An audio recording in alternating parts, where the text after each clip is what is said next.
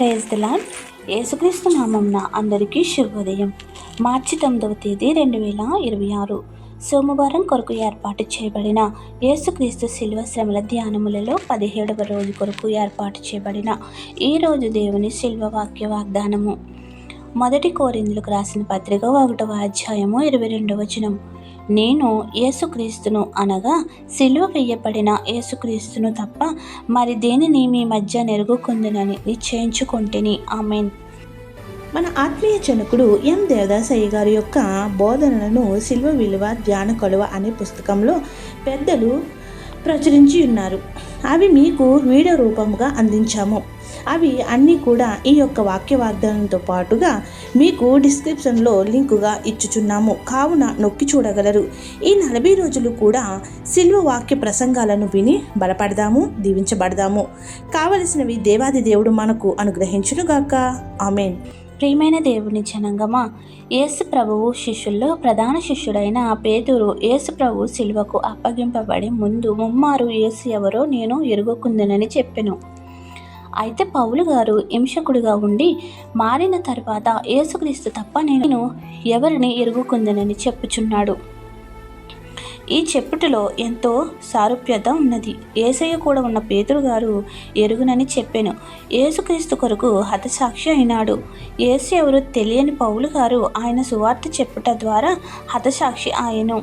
మన కోసం ప్రాణం ఇచ్చి రక్తము చిందించిన యేసు కోసం వారు కూడా తమ ప్రాణాలను అర్పించినారు. ఇవన్నీ ఎవరి కోసం? మన కోసమే. కావున యేసుక్రీస్తు శ్రమలను ధ్యానించుట ద్వారా ఆయన కృపలను పొందుతూ సైతాను శక్తులు అపవాది తంత్రం నుంచి విడుదల పొందుచు దేవుని యొక్క ఆత్మ నడిపింపుతో ఆయన బలమైన శక్తిని పొందుతూ నిరంతరము దేవుని సన్నిధిలో నివసించుదుగాక. ఆమేన్. ప్రార్థన.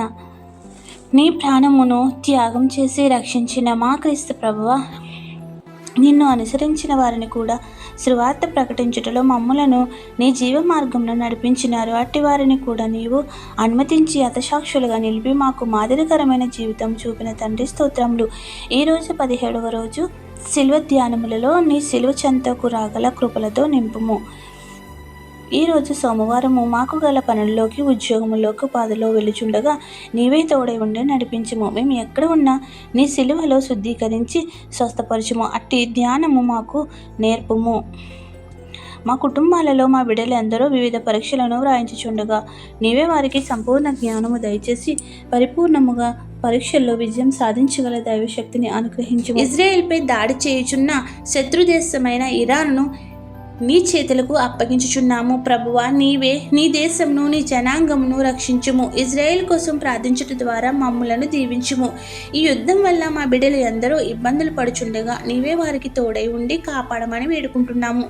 ఈ రంజాన్ మాసంలో పని ఒత్తిడి వల్ల అస్వస్థతలు కానివద్దని ఆయన వారిని స్వస్థపరచుము. వారికి శక్తి నిమ్ము.